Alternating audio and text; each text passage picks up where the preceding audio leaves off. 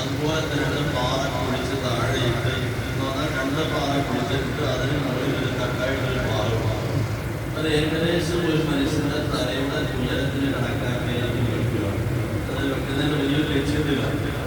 കാരണം ദീർഘദൂര ചുമടെടുപ്പുകാരാണ്. തലയിൽ കൊട്ടയും സാധനങ്ങൾ ഇങ്ങനെ വെച്ച് ചുമന്നു വരുന്ന മനുഷ്യർക്ക് പരസഹായമില്ലാതെ, മറ്റൊരാളുടെ സഹായമില്ലാതെ അവർക്ക് ഈ ചുമട് എവിടെയെങ്കിലും ഒന്ന് വെക്കാൻ വേണ്ടിയാണ് ഈ ചുമട് താങ്ങി എന്ന് പറയുന്ന സാധനം വെക്കുന്നത്. ഈ സാധനത്തിനായിട്ട് നമ്മളിങ്ങനെ ചുമട് തലയുമായി കൊണ്ടുവന്ന് ചുമന്ന് തള്ളിയാൽ നമുക്ക് എന്ത് ചെയ്യാം? ഇതിന് മുകളിലേക്ക് ചുമട് വെക്കാം. അതിന് 10 ബെഞ്ച് പോലെ എന്തെങ്കിലും ഒന്ന് ആക്കിയിടും.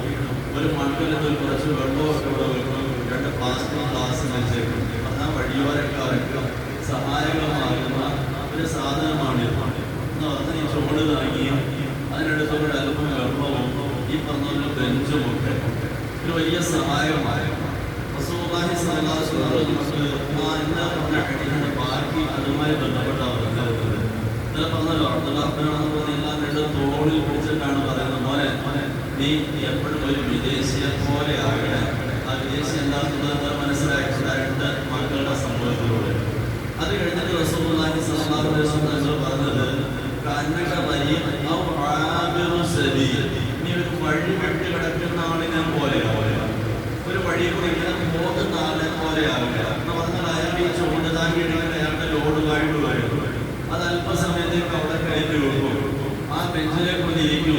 തലയിൽ ഇരിക്കുന്ന തോർത്തൊക്കെ അഴിച്ച് മുഖവും ഈർപ്പൊക്കെ തോർത്തി വൃത്തിയാക്കി അവിടുന്ന് 2 ഗ്ലാസ് വെള്ളമൊക്കെ കുടിച്ച് അതിനുശേഷം ആ തോർത്ത് വെച്ചെങ്കിൽ മാവിന്റെ മൂടായി നല്ല തണുപ്പും തണലും ഒക്കെ കിട്ടും. അവിടെ കുറെ നേരം വിശ്രമിക്കും. ആ വിശ്രമം കഴിയുമ്പോൾ വീണ്ടും എന്ത് ചെയ്യും? തല കൊണ്ടിരുന്ന ചുമട് താങ്ങിയിടങ്ങൾ വെക്കും. അതിനെ അതുപോലെ വലിച്ചെടുത്ത് തലയിലേക്ക് വെക്കും. മാത്രമേ സഹായം വേണ്ട. വീണ്ടും ഈ മനുഷ്യൻ യാത്രയാവുക. ഇങ്ങനത്തെ ഒരു വഴിയാത്രക്കാരനെ പോലെ നീ ആകണേ. എന്തുകൊണ്ട്? ഈ വഴിയാത്രക്കാരൻ ഒരിക്കലും ആ മാവിന്റെ മുകളിൽ പോയിട്ട് വലിയ വലിയ സംവിധാനങ്ങളൊന്നും ഉണ്ടാക്കില്ല. കാരണം എപ്പോഴാണ് യാത്ര പോകേണ്ടത്? അല്പസമയത്തേക്കേ ഉള്ളൂ. ആ ക്ഷീണം അങ്ങോട്ട് മാറിയാൽ ഉടൻ തന്നെ നമ്മൾ ആ മാവിന്റെ മുകളിൽ നിന്ന്, ആ ചുമടുതാങ്ങിയിടയിൽ നിന്ന് നമ്മൾ വീണ്ടും നമ്മുടെ ലക്ഷ്യത്തിലേക്ക് പോയിക്കൊണ്ടിരിക്കും. ഇതുപോലെ ഉള്ള ദുനിയാവ് ഒരല്പ ആശ്വാസത്തിന് വേണ്ടി, ഒരല്പം ദാഹം തീർക്കാൻ വേണ്ടി നമ്മുടെ ആ ചുമട് എടുത്തുകൊണ്ട് പോകുന്നതിനിടയിൽ നമുക്കൊന്ന് വിശ്രമിക്കാൻ വേണ്ടി തന്ന സാധനമാണ് ഈ ദുനിയാവിന്റെ ജീവിതം. അങ്ങനെ ദുനിയാവിന്റെ ഈ പറഞ്ഞ മരച്ചോട്ടിലിരിക്കുന്ന സമയത്ത് നമ്മൾ മറന്നു പോകരുത്. നമുക്കിനി ഒരുപാട് നടക്കാനുണ്ട്. നമ്മുടെ ലക്ഷ്യം വേറെ സ്ഥലമാണ്. നമ്മുടെ ലക്ഷ്യം സ്വർഗമാണ്. ആ സ്വർഗത്തിലേക്ക് പോകുന്ന യാത്രക്കിടയിൽ ഈ മരച്ചോട്ടിൽ നമ്മുടെ ജീവിതം അങ്ങ് തീരുമെന്ന് ആരും ധരിക്കല്ലേ. എത്ര വലിയ വാക്കാ റസൂലുള്ളാഹി സ്വല്ലല്ലാഹു അലൈഹി വസല്ലം പറയുന്നത്. അതുകൊണ്ട് അത്രയൊക്കെ ചിന്തിച്ചാൽ മതി. ഈ 18 വയസ്സ് 20 വയസ്സ് വരെ നിന്റെ പൊന്നും മോളെ വളർത്തും. അവർക്ക് വേണ്ടതെല്ലാം വാങ്ങി കൊടുക്കും. അടുത്തൊരു സുപ്രഭാതത്തിൽ കഴിഞ്ഞ ആഴ്ച നമ്മളിവിടെ തന്നെ കേട്ടില്ലേ? നമ്മുടെ ഈ നാട്ടിൽ പെൺകുട്ടിയുടെ വിഷയത്തിൽ നമ്മുടെ ഈ സ്റ്റേഷനിൽ കേട്ടില്ലേ? സ്വന്തം ഉമ്മ പറയുന്നു, എനിക്ക് മോളെ ഒന്ന് കാണണം, എനിക്ക് മോളെ ഒന്ന് കാണണം. ആ സമയത്ത് മോളെ ഇരിക്കുമ്പോ ഉമ്മയെ കാണണ്ട. അവസാനം മഞ്ഞമരുന്നിൽ കൊണ്ടൊരു എസ്ഐ വേറെ പറഞ്ഞ മോളെ നിന്റെ 10 മാസം ചുമന്നല്ലേ നിന്റെ ഉമ്മ, അതുപോലെ നിനക്ക് പാല് കൂട്ടിയതല്ലേ, നിന്റെ ജീവിതം മൊത്തം ഒക്കെ കൊഴിയല്ലേ, നീ ഒരു മനുഷ്യത്തെ കാണിക്കുക. നിന്റെ ഉമ്മയല്ലേ ഉമ്മ വിളിക്കണം, നീ ഒന്നും മിണ്ടണ്ട. ആ ഉമ്മക്ക് കാണാൻ നിന്റെ മുഖം കൊണ്ട് വെച്ച് കൊടുക്കടി എന്ന് ആര് നമ്മുടെ സ്റ്റേഷനിൽ എസ്ഐ പറയുന്നു. അപ്പോഴവള് പറയുന്നു, വേണ്ട, എനിക്ക് എൻ്റെ ഉമ്മയെ കാണണ്ട, എൻ്റെ കൂടെ നിൽക്കുന്ന ആളെ കണ്ടാൽ മതി. പ്രിയമുള്ള അവസാനം ഉമ്മ വല്ലാതെ വിഷമിച്ചപ്പോ വനിതാ പോലീസിലേക്ക് നമ്മളെ കുറിച്ച് മുമ്പിൽപ്പെട്ട് നിർത്തി കൊടുക്കാൻ ആലോചിച്ച് ഇത്രയേ ഉള്ളൂ. നമ്മൾ വിചാരിക്കുന്ന നമ്മുടെ മക്കളാണ് നമുക്കെല്ലാം. നമുക്ക് അവർക്ക് വേണ്ടി ഇങ്ങനെ ശബ്ദ പണിയെടുക്കുക, നമസ്കാരവും കളഞ്ഞ്, നോമ്പും കളഞ്ഞ്, നമ്മുടെ വിമാനം കളഞ്ഞ്, പിന്നെ നമ്മൾ ചോദിച്ചാൽ പറച്ചിലൊരു മറുപടി ഉണ്ട്, പച്ചരി വാങ്ങട്ടെ.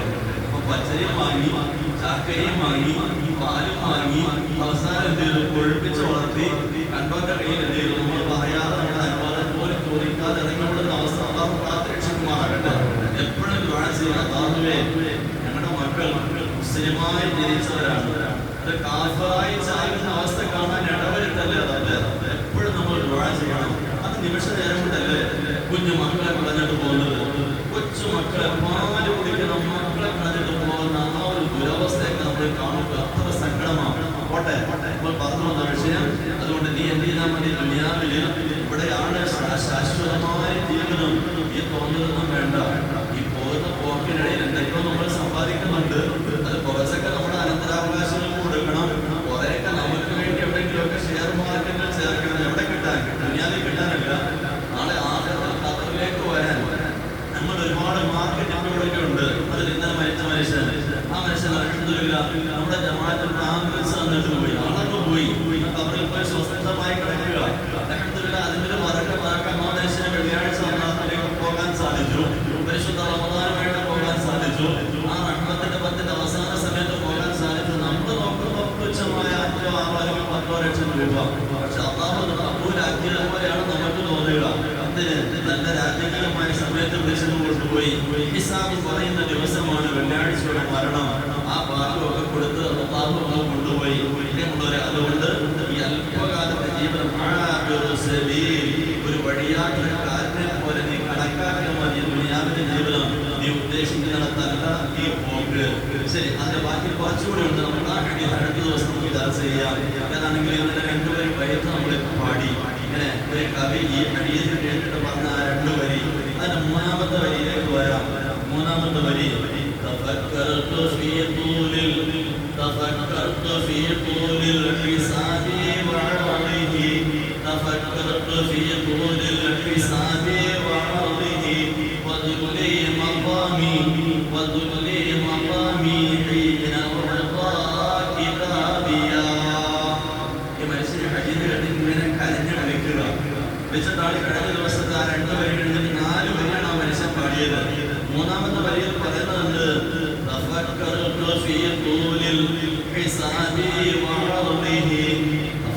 ഞാനിവിടെ ചിന്തിച്ചു പോയി. നിങ്ങൾ ചിന്തിക്കുമെങ്കിൽ ഞാൻ നേരത്തെ പറഞ്ഞ പണി ചെയ്താൽ മതി. നമ്മുടെ വീട്ടിലെ ടെറസിന് മുകളിൽ കയറണം, ഇല്ലെങ്കിൽ നമ്മുടെ പള്ളിക്ക് മുകളിൽ കയറണം, അല്ലെങ്കിൽ സുബഹിക്ക് വരുമ്പോൾ 1 മണിക്കൂർ മുമ്പ് വരിക, നല്ല ഒരു ഷീറ്റോ ഒരു പേപ്പറോ കൊണ്ടുവരിക. നമ്മുടെ പരിസരത്ത് നമ്മളെ വാപ്പ കിടപ്പുണ്ട്, ആ വാപ്പ കിടക്കുന്ന ഖബറിനടുക്കിലേക്ക് പോകണം.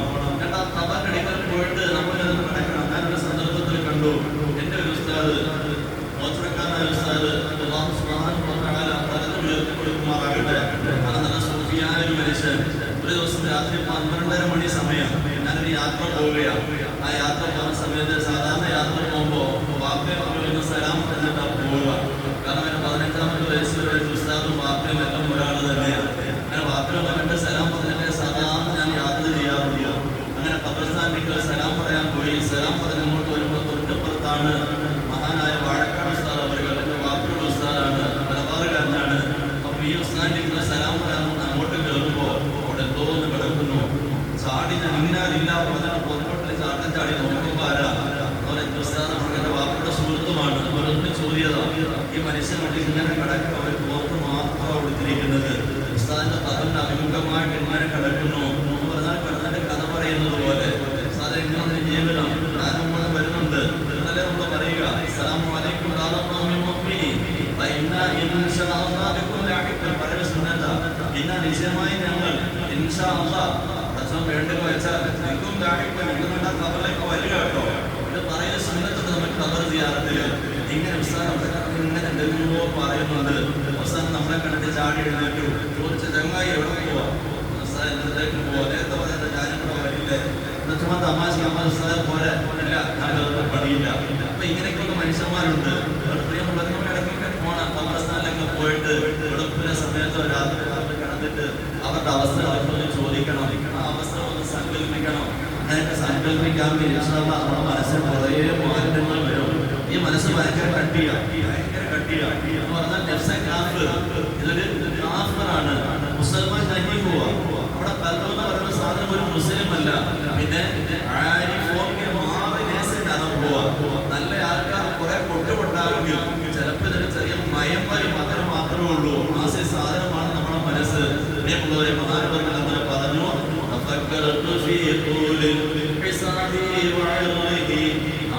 അതിലേക്ക് ചെല്ലുമ്പോ എനിക്ക് വിചാരണ ഉണ്ടാകും. ഞാൻ ആരും കാണാതെ ചെയ്ത ഒരുപാട് കാര്യങ്ങളുണ്ട്. നമ്മുടെ മനസ്സിനോടൊന്ന് ചോദിക്കുക, എന്റെ 15 വയസ്സിന് ശേഷം ഞാൻ എന്തെല്ലാം കാര്യങ്ങൾ ചെയ്തിട്ടുണ്ട്. ചിലപ്പോൾ നമ്മുടെ മനസ്സ് പറയും, നീ വ്യഭിചരിച്ചവനാണ്, നീ കണ്ട പെണ്ണുങ്ങളുമായി ചാറ്റ് ചെയ്തവനാണ്, നീ അന്യ സ്ത്രീകളെ നോക്കിയവനാണ്, അവരെ കാണാതെ നീ അവരെ കുറിച്ച് പലതും പറഞ്ഞിട്ടുണ്ടാകും, അവരെ ശ്രദ്ധിച്ചിട്ടുണ്ടാകും. ചിലപ്പോൾ പലിശ തന്നിട്ടുണ്ടാകും, പുറലോകത്ത് ആരും അറിഞ്ഞിട്ടില്ല. അതുപോലെ തന്നെ നീ പലരെയും തമ്മിലടിപ്പിക്കാൻ പല പുരന്തരങ്ങളും നീ മെനഞ്ഞിട്ടുണ്ടാകും. ഇങ്ങനെ നമ്മുടെ നഫ്സ് നമ്മോടെ കഥ പറഞ്ഞു തരും, നീ അത്ര പരിശുദ്ധനൊന്നുമല്ല. എന്റെ ജീവിതത്തിൽ ഒരുപാട് സംഭവങ്ങളുണ്ട്. നീ രക്ഷപ്പെടാൻ വേണ്ടി എത്ര കള്ളമാണ് നീ പറഞ്ഞിട്ടുള്ളത്. ഓരോന്ന് ചോദിച്ചു കഴിയുമ്പോ നമ്മളുള്ളവരെ ഇതെല്ലാം അല്ലാഹുവിന്റെ പരിശുദ്ധ ഖുർആൻ പറഞ്ഞു,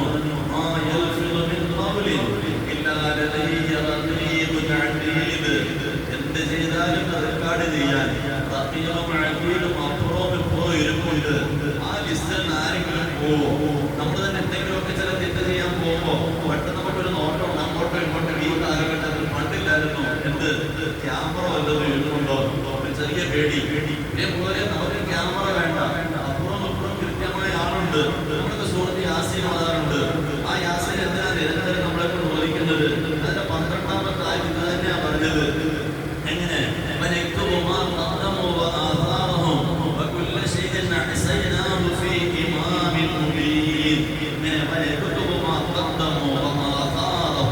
നീ എന്തെല്ലാം ചെയ്തിട്ടുണ്ടോ ഒന്നും ഞാൻ റെക്കോർഡ് ചെയ്തിട്ടില്ല. അല്ലാഹുവിന്റെ വാക്കാണ്, നമുക്ക് നിരന്തരം ഓദിക്കുക. ഞാൻ കിതാബ് എഴുതി വെച്ചിട്ടുണ്ട്. എന്ത് നീ ചെയ്തിട്ടുണ്ടോ അതൊക്കെ ഞാൻ എഴുതി വെച്ചിട്ടുണ്ട്. വെറുതെയല്ല, അതിന്റെ സാഹചര്യങ്ങളും എഴുതി വെച്ചിട്ടുണ്ട്. നമ്മളെന്ന് പറയും ഞാൻ അങ്ങനെ ചെയ്തു പോയതാ, ഞാൻ ഇങ്ങനെ ചെയ്തു പോയതാ. ന്യായീകരിക്കപ്പെട്ടല്ലേ ഈ അടുത്ത കാലത്ത് ഒരുപാട് വലിയ നേതാക്കന്മാർ എന്തെങ്കിലുമൊക്കെ തോന്നിവാസങ്ങൾ പറയും. ഇച്ചിരി കഴിയുമ്പോൾ പറയും ഞാൻ അങ്ങനെ പറഞ്ഞതല്ല, ഞാൻ ഇങ്ങനെ പറഞ്ഞതാ. അതിനാ അല്ലാഹു പറഞ്ഞത് നീ അങ്ങനെ പറയാതിരിക്കാൻ വേണ്ടി നിന്റെ ഓരോ അടയാളങ്ങൾ, സാഹചര്യ തെളിവുകൾ, ബോഡി ലാംഗ്വേജ് സഹിതം ഞാൻ എഴുതി വെച്ചിട്ടുണ്ട്.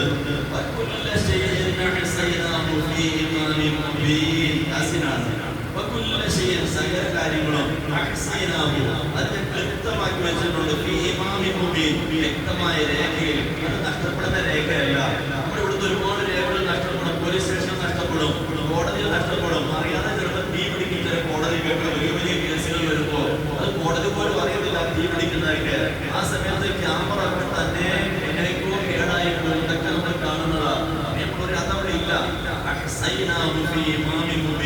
വ്യക്തമായ രേഖകളിൽ അതെല്ലാം ബന്ധപ്പെടുത്തപ്പെട്ടിട്ടുണ്ട് എന്ന് എന്റെ റബ്ബ് എന്നോട് പറഞ്ഞു. അല്ലാഹുവേ, എന്താകും അന്നത്തെ അവസ്ഥ? നമ്മളവരെ വിഷമിക്കാനില്ല. ഇപ്പൊ നമുക്ക് ഡിലീറ്റ് ചെയ്യാം. അല്ലാഹുവോട് പറഞ്ഞാൽ ഇതൊക്കെ ഡിലീറ്റ് ചെയ്തു തരും. അതാണ് നമ്മുടെ റബ്ബ്. കരുണ കടലാണ്.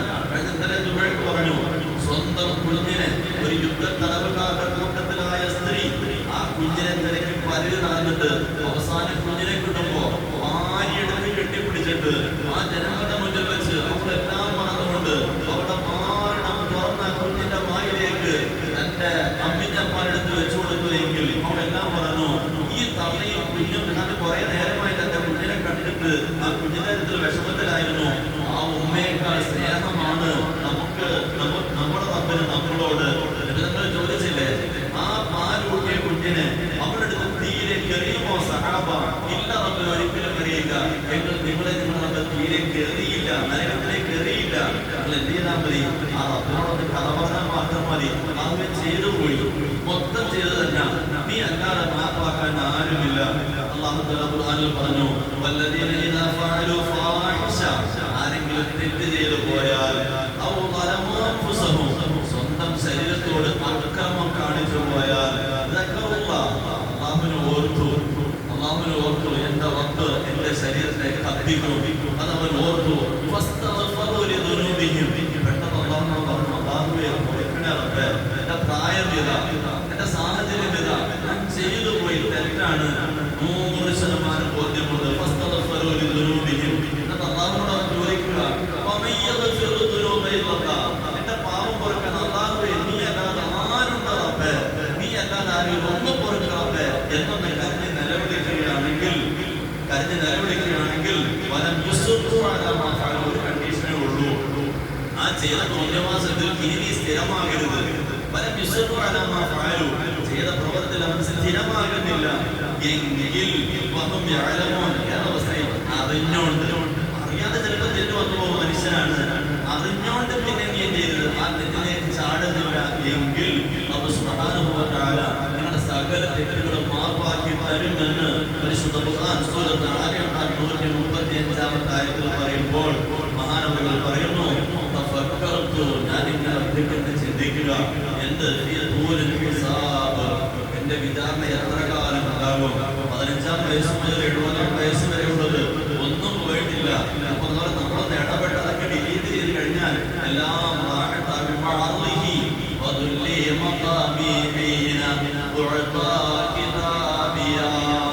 മനുഷ്യന്റെ മുമ്പില് നല്ല തലയെക്കെട്ടുകാരനാണ്, നല്ല സുന്ദരമായ ദാടിയുണ്ട്, നല്ല തോപ്പായിട്ടിരിക്കുന്നത്, കമീസായിട്ടിരിക്കുന്നത്, വായിക്കുന്ന അറിയാതെ തട്ടിവിടുന്നുണ്ട്. പക്ഷെ എന്റെ അവസ്ഥ തീരെ മുറിക്കുന്ന ഒരു രംഗമാണ് നാളെ വരാനുള്ളത്. എന്റെ മക്കാം എത്ര നിത്യമായി പോകും. എല്ലാവരും ഉസ്താദിനെ വിളിക്കുന്നു. നാളെ അവിടെ വന്ന് എന്നെ ഒന്ന് വിരിച്ചു കഴിയുമ്പോ ഈ ആൾക്കാരൊക്കെ പറയും, പടച്ചോനെ ഇത് ഇത്ര വലിയൊരു കമ്മാടിയായിരുന്നു എന്ന് അവിടെ വെച്ച് ചോദിക്കുന്ന രംഗമുണ്ടായാൽ ഞങ്ങളൊരു കഷ്ടമല്ലേ ലോക ജനതയ്ക്ക് മുമ്പിൽ. അതുകൊണ്ടാണ് മഹാനവർ പറഞ്ഞത്,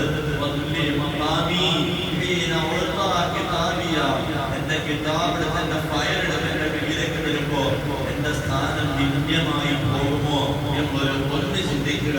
നമ്മൾ ഒന്ന് ചിന്തിക്കുക, ഉടമസ്ഥന്റെ മുന്നിൽ എത്രയും പെട്ടെന്ന് മടങ്ങുക. കാരണം അവസരത്തിന്റെ പദ്ധതി നമ്മൾ തുടങ്ങുകയാണ്, റഹ്മത്തിന്റെ പദ്ധതി തീരുകയാണ്. പിന്നെ അസറിന് ശേഷം മകരിന് മുമ്പ് എല്ലാവരും സ്വന്തമായി ദുആ ചെയ്ത് നമ്മുടെ ഭാര്യയെ കൊണ്ട് ദുആ ചെയ്യിക്കുക, മക്കളെ കൊണ്ട് ദുആ ചെയ്യിക്കുക. ഈ റമളാൻ നല്ല രൂപത്തിൽ പത്തിന്റെ മുമ്പിൽ സമർപ്പിക്കാൻ, പ്രത്യേകിച്ച് ഈ 10 അല്ലാഹുവിന്റെ മുമ്പിൽ സമർപ്പിക്കാൻ എല്ലാവരും ഇടപെടുക. പ്രത്യേകിച്ച് പറയണം, അല്ലാഹുവേ ഇതെന്റെ ജീവിതത്തിന്റെ അവസാനത്തെ റഹ്മത്തിന്റെ 10 ആക്കുകളാണ്. ഇനിയൊന്നും ഇതിനെ കാണാൻ നല്ലതുപോലെ സമർപ്പിക്കാൻ ഈ തൗഫീഖ് തന്നെ എന്ന് ദുആ ചെയ്യുക. അല്ലാഹു സുബ്ഹാനഹു വ തആല നമ്മളെ ആ രൂപത്തിൽ കബൂലാക്കി അനുഗ്രഹിക്കുമാറാകട്ടെ.